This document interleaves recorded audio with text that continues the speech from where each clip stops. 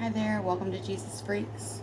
You have reached us for chapter 11 of John Eldredge's book, The Beautiful Outlaw, or Beautiful Outlaw. Again, that's by John Eldredge. Reading a chapter a day, filming for you to follow along with me.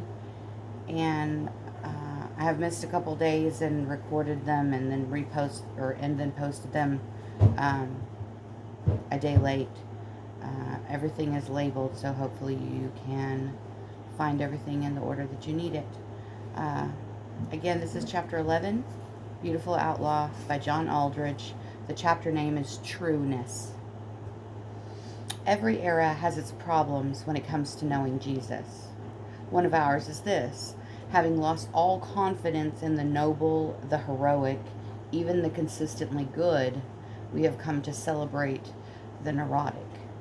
Really, the heroes of our novels and our movies are anti-heroes, broken characters riddled with addiction and self-doubt. In fact, doubt, masquerading as humility, has become a condition for acceptance in our times. People of strong conviction and bold claims are suspect. We fear them. They might be a terrorist or a Christian. Part of this is entirely understandable. The inevitable backlash from a glut of investigative journalism in a target-rich environment. When you live in a world rocked by scandal and expose multiple times a day, you just grow cynical. Who is it this time? Some politician, a multinational corporation, the church? Take a number. We've reached the point where we presume corruption, or at least that every story is tainted, guilty until proven innocent. It is the triumph of jaundice. Skepticism has become a virtue. This has quietly shaped a popular version of Jesus as a man not so much heroic as humanitarian. Not a warrior operating behind enemy lines, but just a humble man trying to do good in a hurting world. A man stuck in his personal Gethsemane. If he is doubting and uncertain, we feel better about ourselves. Now, yes, Jesus had his dark night of the soul. There was that harrowing moment on the cross where he cried out to a father who had seemed to abandon him. But friends, this encompassed less than 24 hours of his entire life. He didn't live there, nor did he stay there. It was an abyss through which he passed, through which he was able to pass because of something much deeper within him. When Jesus returns mounted on a white horse, army by his side, to end this horrific age and usher in the next, he is called by a name we haven't heard in the Gospels. That name is faithful and true. I saw heaven standing open, and there before me was a white horse whose rider is called Faithful and True. Revelation 19:11. By that point in the story, it is what he deserves to be called, and it is what the world needs to be assured of too. Faithful and true. Qualities so rare in this carnival of masquerades that they will take some unpacking to appreciate. Let us begin with contrast. Two experiences, one from private life, the other public. A few years ago, our family visited Europe. We were hosted by a wealthy couple known for their hospitality. As soon as we walked in the door, I knew they would live up to their reputation. Everyone in their home was so warm. The kiss on both cheeks, the place of honor at the table, the toast in our name. I found myself wondering, why aren't we more like this? So friendly and inviting to outsiders. Their benevolence was almost intoxicating. As we drove away, one of my sons said, "That was creepy." It was a jarring thing to say. It felt like an unrighteous thing to say. But it also like the ring of the bell that breaks the spell in a fairy tale. "Go on," I said. "Well, yeah, they were They were all super friendly, but they didn't want to know me. No one asked one meaningful question. It was a false intimacy, he explained. And indeed it was, though the truth was so very hard to recognize when you were in the midst of it, especially when their reputation, several friends had dined in their home, was so untarnished. Then we realized that this was precisely the point. It was the image of warmth and intimacy that was important. Such experiences can be crazy making because it feels so gracious and it feels so wrong to question it. Aha, now we're closing in. It feels wrong to question it. That begins to expose the underlying motive. As Jesus well knows, a kiss is not always what it seems to be. Not long afterward, I attended a conference with about 10,000 other people. The roster of speakers included a number of all-star Christian leaders. First up was a man that would be described as on the cutting edge of what is happening in the church today. Young, gifted, and very hip. He spent the majority of his allotted time telling two unrelated stories. The first was a funny and dramatic account of how he helped a homeless woman get some food. The story felt a little out of context because his sermon wasn't about homelessness, but it was a very cool story. His second tale was even more so. It centered around a wild bit of foreign travel that wound him up in the midst of the international Formula One racing circuit. Really impressive, though it had no tie whatsoever to the first story, nor to his point. But the overall effect, what you might call the gravitational pull of the illustrations, was to think that Christianity can be very cool. Not to mention, time for that demure wave, that this guy was very, very cool as well. Now, I'm not judging this man. I'm attempting to name something deep in human nature, something I know too well in myself. For I know the inside of this world, not merely the insides of the culture of Christian conferences, sometimes a religious Las Vegas, but also the inside of the hearts of Christian speakers, an even more contradictory world than Vegas, for I am one. Consider the natural human longing to be loved and admired, how deep it runs in you. It is practically an aching abyss. Remember how rare it is for love and admiration to come to any soul in this jealous world.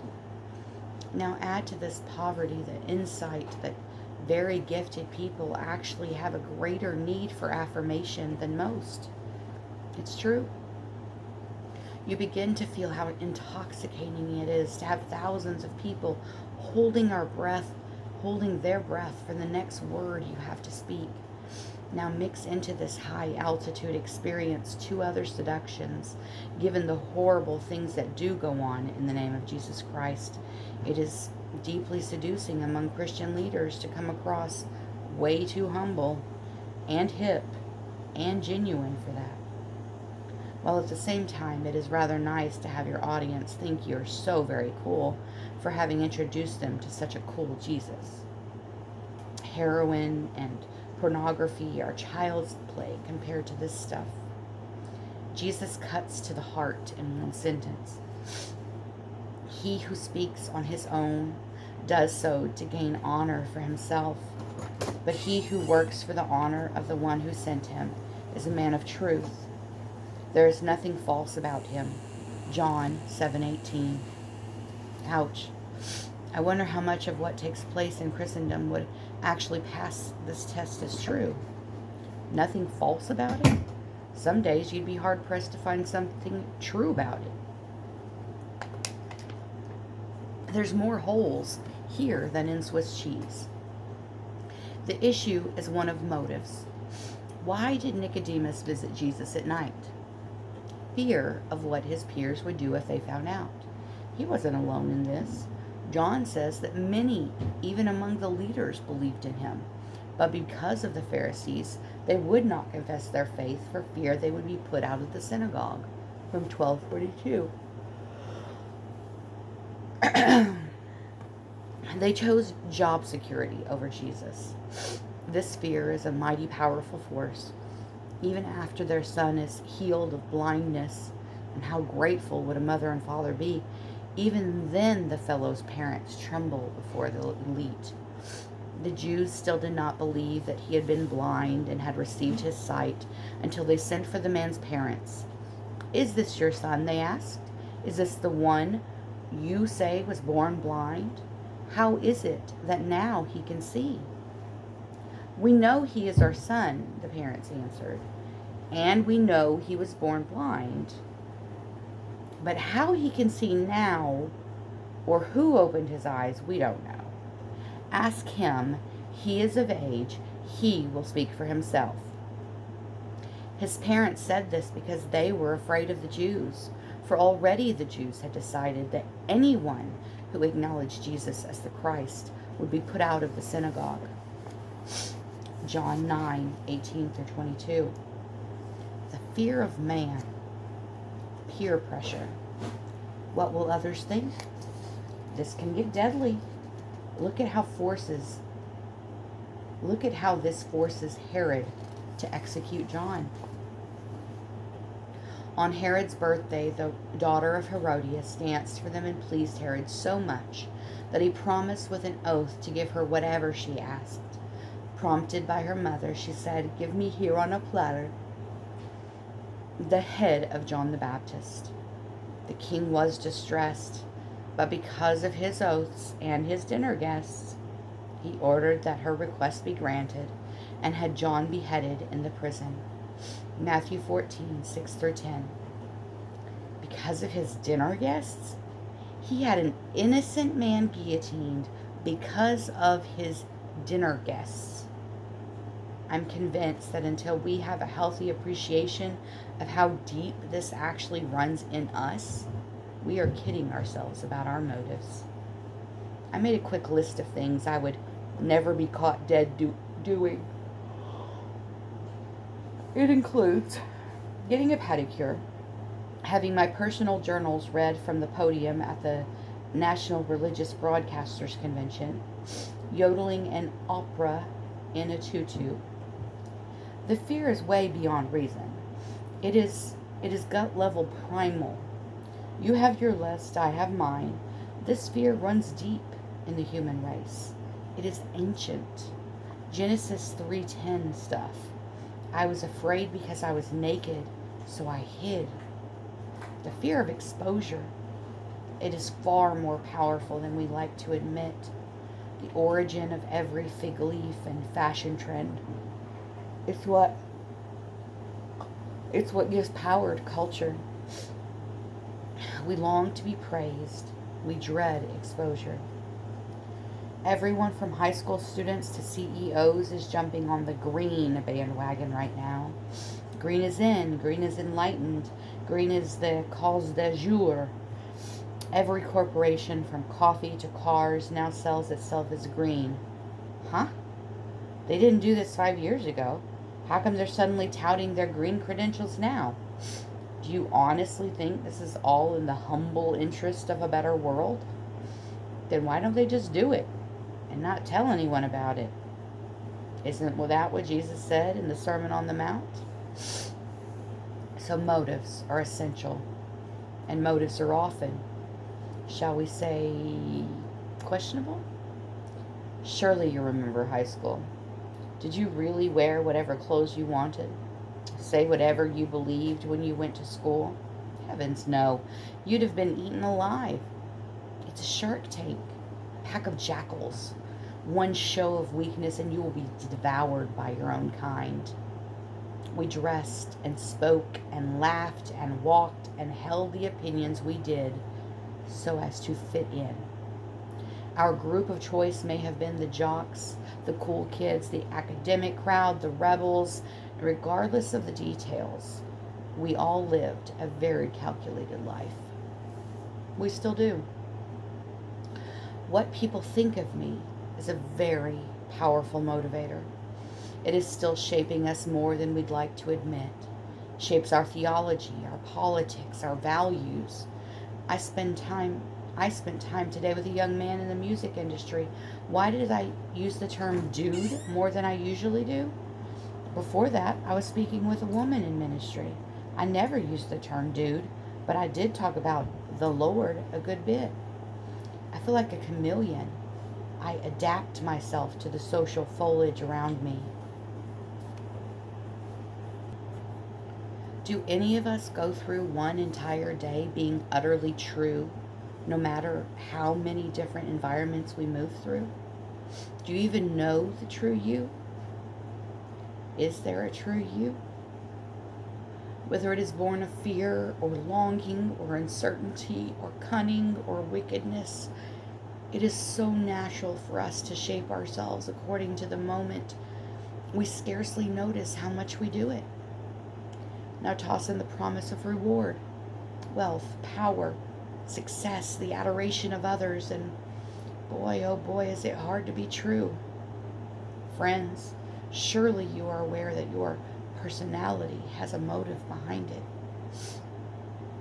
Only when you've taken an honest look inside yourself and seen what really fuels the things you do will you appreciate how utterly remarkable it is to be true and how utterly desirable.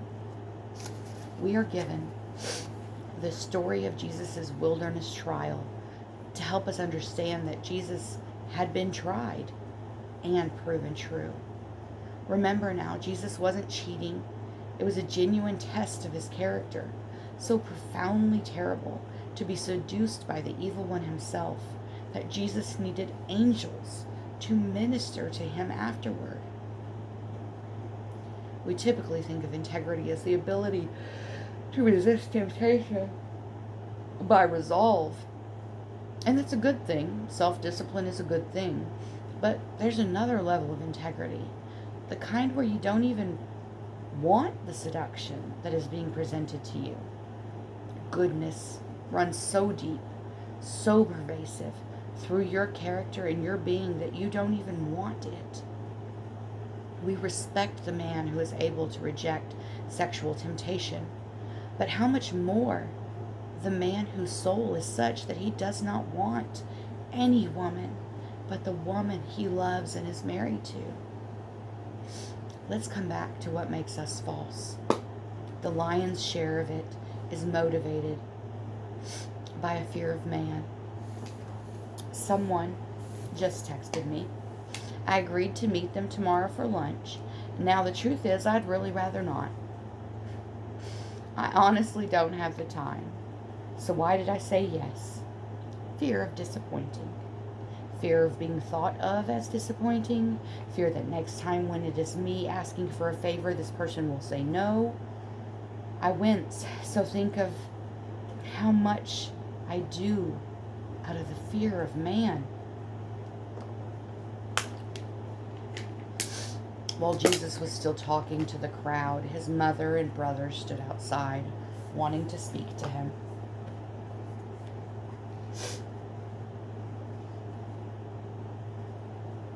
Your mother and brothers are standing outside, wanting to speak to you. And he replied to him, "Who is my mother, and who are my brothers?" Pointing to his disciples, he said, "Here are my brother. Here are my mother and my brothers. For whoever does the will of my Father in heaven is my brother and sister and mother." Matthew 12:46-50. Oh my. The Jewish culture may be the most family-centric culture in the world. Honor your father and mother has been drilled into Jewish sons and daughters from birth. Back at the wedding reception, all Mary had to do was turn and say, "Hey, they're out of wine." And Jesus made an exception for her. A Jewish mother and a good Jewish boy. Here we have Jesus inside a crowded house teaching. Word gets passed through the crowd. Your mother and your brothers are outside. And everyone understands what he will do next. He'll stop what he's doing and he'll go to them. And he doesn't. He leaves them standing in the street. Now remember, you are watching love. Here is another portrait of love in action. Whatever else we see Jesus is not beholden even to family. Maybe some of you are free in this regard. Are you sure it's not merely defiance? But it is absolutely extraordinary for the rest of us. You're going to be here for Christmas this year, of course. You know how much it means to your mother. It's been 2 weeks since you called. Is everything all right? Your brother needs a place to stay for a few months. We know you'll do the right thing. How much of what we do is motivated by fear of man? Think of it. To be entirely free of false guilt, free from pressure, from false allegiances, it would be absolutely extraordinary. This is what gives Jesus the ability to say such startlingly honest things to people. It is what enables him to be so scandalous. This is the secret of his ability to navigate praise and contempt. Neither success nor opposition have power over him. One day the crowds love him. The next day they're shouting for his crucifixion. Jesus is the same man, the same personality through the whole swirling tempest. Jesus is free from the fear of man. And it is something more than integrity, though it certainly encompasses that. He is true to himself, true to his Father, true to what the moment most requires, true to love. In this forest of fig leaves where you're never sure you're getting the true person, there's nothing false about Jesus. And that alone makes me adore him. Nobody likes being lied to. Notice your outrage when some trusted leader is exposed as a fake. Think of how strong your reaction is when a close friend lies to you. Some relationships never recover. Now, it is one thing to tell a lie. It is something else entirely to be a lie. The man who has 2 families, carries on 2 separate lives, he's not just lying about what he does. He's lying about what he is. The most essential gift you have to give is yourself. When you aren't entirely sure about that, you aren't true. But we've all grown accustomed to committing dozens of little white lies about ourselves every day. Except this man.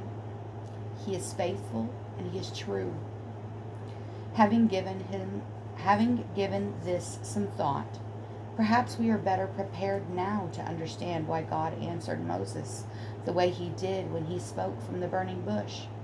In the midst of the very unnerving encounter, Moses asks him, "Who are you?" God simply says, "I am." In other words, me, myself. An answer that is holy and full of integrity, wry and dumbfounding all at the same time, but it is the best possible answer he could have given. God is utterly himself. I love Lewis's allegory of this in the Narnian tale, The Horse and His Boy. Shasta, the reluctant boy hero of the story, finds himself at the end of a harrowing journey, lost and alone in a forest in the middle of a foggy night. A mysterious figure has come alongside him and begun to explain to Shasta the meaning of his life.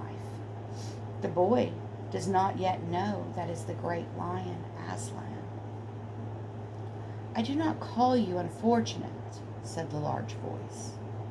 "Don't you think it was bad luck to meet so many lions?" said Shasta. "There was only one lion," said the voice. "What on earth do you mean? I've just told you there were at least 2 the first night, and there was only one." but he was swift of foot. How do you know? I was the lion. And as Shasta gaped with mouth open and said nothing, the voice continued. I was the lion who forced you to join with avarice. I was the cat who comforted you among the houses of the dead. I was the lion who drove the jackals from while you slept. I was the lion who gave the horses the new strength of fear for the last mile, so that you should reach King Loon in time. And I was the lion you do not remember, who pushed the boat in which you lay, a child near death, so that it came to shore where a man sat, wakeful at midnight to receive you. Then it was you who wounded Aravis? It was I. But what for? Child, said the voice, I'm telling you your story, not hers. I tell no one any story but his own. Who are you? Asked Shasta. Myself, said the voice, very deep and low, so that the earth shook, and again, myself, loud and clear and gay, and then the third time, myself, whispered so softly you could hardly hear it, and yet it seemed to come from all around you as if the leaves rustled with it. The mist was turning from black to gray, from gray to white. This must have begun to happen some time ago, but while he had been talking to the thing, he had not been noticing anything else. Now the whiteness around him became a shining whiteness, and his eyes began to blink. Somewhere ahead he could hear birds singing. He knew the night was over at last. He could see the mane and ears and head of his horse quite easily now. A golden light fell on them from the left, and he thought it was the sun. He turned and saw pacing beside him, taller than the horse, a lion. The horse did not seem to be afraid of it, or else could not see it. It was from the lion that the light came. No one ever saw anything more terrible or beautiful. Who are you? Myself.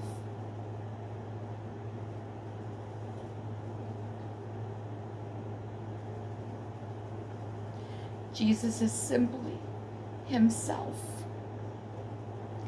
Playful, cunning, generous, fierce. Not one moment of it is contrived.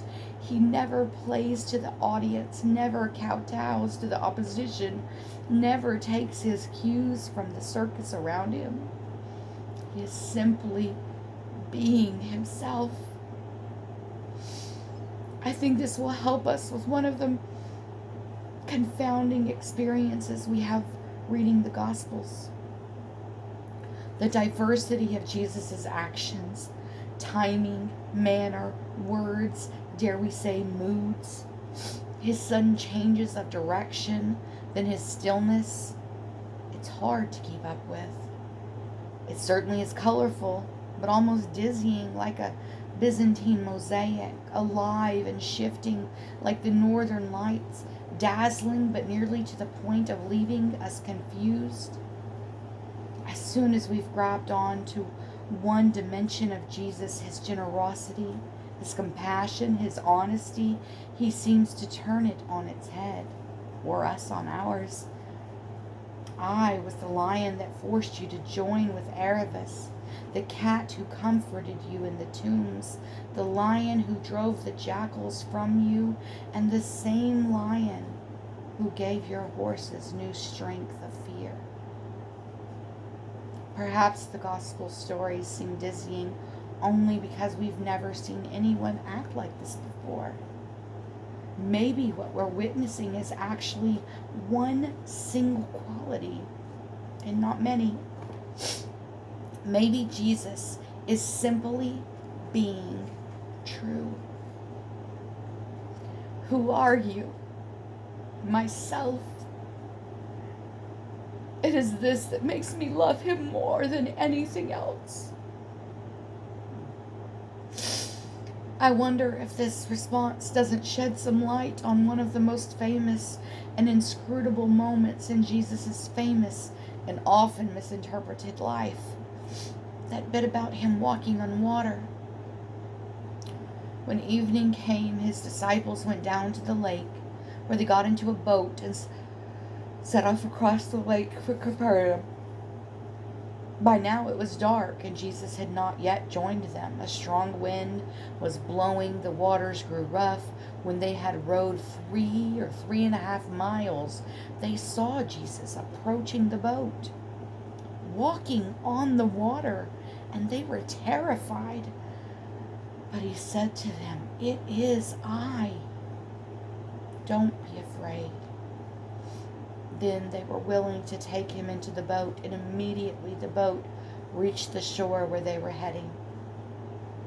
The next day, the crowd that had stayed on the opposite shore of the lake realized that only one boat had been there, and that Jesus had not entered it with his disciples, but that they had gone away alone. John 6:16-22. What do we have here, really?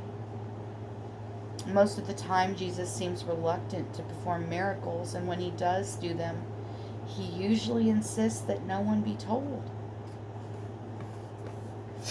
He certainly was no show-off.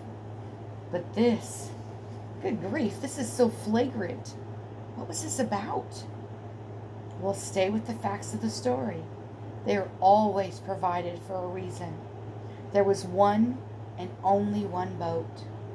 The disciples took it and headed straight across the lake for the opposite shore, more than 3.5 miles as the crow flies. Jesus lingered to dismiss the crowd and then to pray on the mountain. This is actually the continuation of the scene after John's death, when Jesus tried to get away by himself to grieve, but the crowds intercepted him. Though brokenhearted, Jesus healed them, fed them, then sent them on their way, and sent the disciples off with the only boat. Finally, he was able to be alone. Now it is hours later, late into the night, and Jesus comes walking on the water. It may be that he wanted to demonstrate in a rather unforgettable way his power over nature, but the disciples had just received a major dose of that. This very day, he had fed 5,000 from a lunchbox. They've seen him shut down a storm on this very sea. They've seen him raise the dead. Plenty of that lesson and more to come at the resurrection. On the other hand, we do know this. He intended to cross. It is roughly 25 miles to reach the Capernaum by walking the shoreline. That would take an entire day. Maybe Jesus simply took a shortcut. After all, the shortest distance between 2 points is a straight line. He didn't fly. He just walked. And the lake happened to be there. Maybe he was simply being himself. Thank you guys for joining me for chapter 11 of Beautiful Outlaw by John Eldredge. Tomorrow we will read chapter 12. It is called Beautiful. And I look forward to seeing you there.